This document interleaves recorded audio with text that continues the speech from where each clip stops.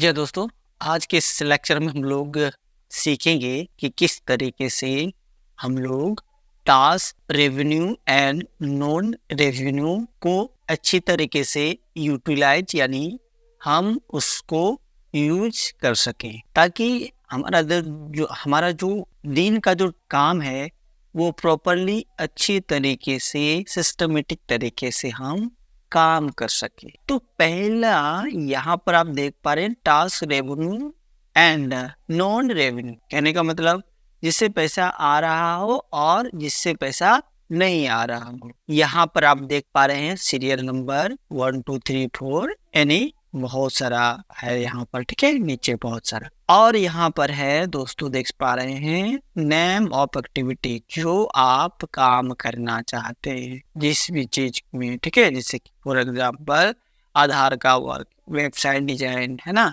तो इसी प्रकार से बहुत सारे काम यहाँ पर लिखा हुआ है। एंड यहाँ पर फिर देखेंगे टाइप ऑफ एक्टिविटी, मतलब ये रेवेन्यू एक्टिविटी में गिनती में आता है या फिर नॉन रेवेन्यू एक्टिविटी में। तो जस्ट मेरा जो है आधार का वर्क जो है रेवेन्यू एक्टिविटी में आता है, मैंने सेलेक्ट करा। और ड्यूरेशन ईच डे, मतलब आप आधार का वर्क को रेवेन्यू जो एक्टिविटी है उसको कितना टाइम देना चाहते हो। फॉर एग्जांपल 45 मिनट, 30 मिनट, आप पे डिपेंड करता है। और उस टाइम में आपको आधार का वर्क कंप्लीट कर देना। जस्ट हमने समझा यहाँ पर ड्यूरेशन ईच डे के बारे में। अब समझते हैं अवॉइडेबल कैटेगरी। जैसे कि ये आधार का वर्क है, आधार का वर्क है तो यहाँ पर नोट अवॉइडेड, 2-3 ऑप्शन है दोस्त, यहाँ पर देख पा रहे हैं कंप्लीट अवॉइडेबल, पार्शियली अवॉइडेबल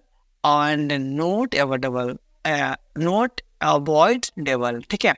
इसका मतलब हो गया दोस्तों, आपका वो बहुत नेसेसरी काम है, आप अवॉइड नहीं कर सकते हैं, ठीक है। और यहाँ पार्शली मतलब बीच का काम है, इसको पार्शली अवॉइड यानी दूसरे के माध्यम से आप काम करवा सकते हैं।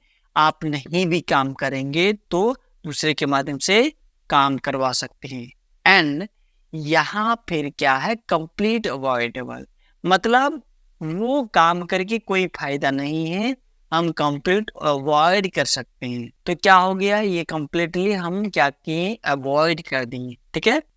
यहाँ तक आपने समझा। जस्ट हम यहाँ पर फिर आप लास्ट स्टेज में मैं आऊँगा और यहाँ पर क्लिक करेंगे और यहाँ पर 2 ऑप्शन दिख रहा होगा, action taken is close and दूसरा है वर्क इन प्रोग्रेस। अगर दोस्त एक्शन टेकन मतलब आपने ये काम पूरा कर लिया तो इसमें ये एक्शन टेकन इज क्लोज में आप टिक कर सकते हैं यानी सेलेक्ट कर सकते हैं, ठीक है। अगर आपका ये काम चल रहा है, ये ठीक है, मतलब ये जो रेवेन्यू एक्टिविटी है आधार का वर्क चल रहा है, तो वर्क इन प्रोग्रेस में हम क्लिक करेंगे। इससे हम जान पाएंगे कि मेरा जो काम है वो अभी प्रोग्रेस में ही है, संपन्न नहीं हुआ है। जैसे ही संपन्न होता है यानी खत्म होता है काम करके, तो यहाँ पर एक्शन टेकन इज क्लोज में क्लिक करेंगे। इससे हमें पता चला कि मैं जो आधार का वर्क कर रहा हूँ वो क्लोज हो चुका है, मैंने काम कर चुका हूँ। किसी भी टाइम आप देख सकते हैं और इजीली आप समझ सकते हैं। तो आई होप इस लेक्चर के माध्यम से दोस्तों आपको ये समझ में आया, आप बिजनेसमैन है ना, तो ये समझ में आया कि आप रेवेन्यू और नॉन रेवेन्यू में कितना टाइम देंगे। अगर ये डिफाइन आपका क्लियर है ना, आपका ये जो माइंडसेट क्लियर रहेगा तो आपका जो दिन है ना बहुत ही इजी तरीके से आप मेंटेन कर रहे होंगे और अच्छे तरीके से आपका स्टाफ हो या आप भी अच्छे तरीके से काम कर रहे होते हैं। तो दोस्तों ये सारी चीजें आपको जाननी जरूरी है क्योंकि आप बिजनेसमैन हैं, है ना।